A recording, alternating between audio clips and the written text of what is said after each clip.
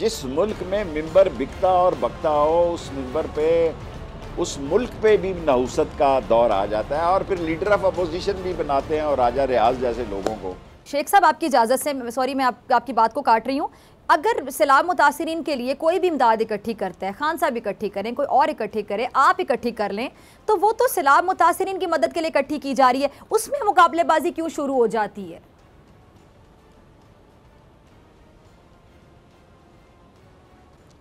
हमारे स्कूल में उस्ताद कहते थे कि शेख रशीद, जब किसी पे बुरा वक्त आता है ना तो अल्लाह उससे ऐसे गलत फैसले कराता है, ऐसे गलत फैसले कराता है कि औरों को मौका मिल जाता है।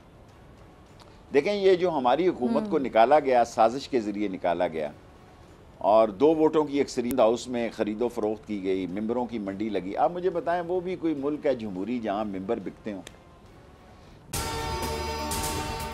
अगर आपको ये वीडियो पसंद आई तो लाइक पे क्लिक करें। जिस मुल्क में मिंबर बिकता और बकता हो उस मुल्क को अल्लाह के सहारे पे ही चल सकता है। वो जिस मुल्क में मिंबर बिकता और बकता हो उस मिंबर पे उस मुल्क पे भी नहुसत का दौर आ जाता है और फिर लीडर ऑफ अपोजिशन भी बनाते हैं और राजा रियाज जैसे लोगों को, भगौड़ों को। सो मैं तो जी बतौर सियासी वर्कर मैं 50 साल से एक्टिव पॉलिटिक्स में हूँ, 55 साल से हूँ।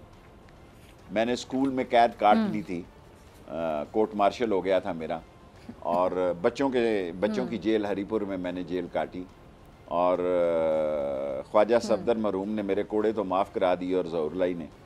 लेकिन अब जब मैं देखता हूँ तो लोगों की बेबसी देखता हूँ तो मैं अपने आप को भी I feel bad, I feel depress कि यार मेरे इर्द गिर्द ही हालात इतने ख़राब हो गए हैं कि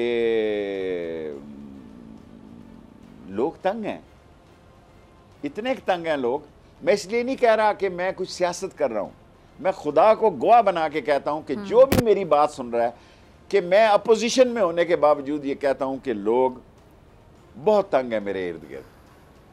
बोल किसी के भी दबाव में आकर अपने फैमिली मेंबर्स को अलहदा नहीं करेगा। बोल हमेशा आवाम की आवाज बनता रहेगा और आवाम के मसाइल दिखाता रहेगा। बोल की आवाम से खुसूसी दुआओं और साथ देने की अपील। सबसे ज्यादा व्यूज, सबसे ज्यादा रील्स और सबसे ज्यादा रेटिंग के साथ बोल अब भी नंबर 1 पोजीशन पर बरकरार।